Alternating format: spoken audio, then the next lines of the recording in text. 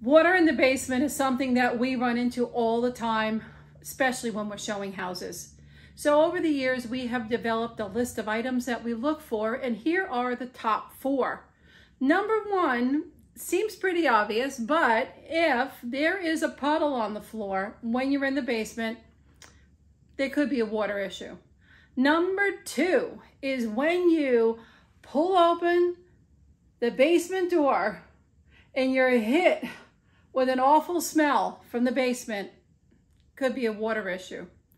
Number 3, when you're downstairs in the basement and you see a pail and a mop, or you see a shop vac that is easily accessible for a homeowner to clean up water on the floor, there might be a water issue in the basement.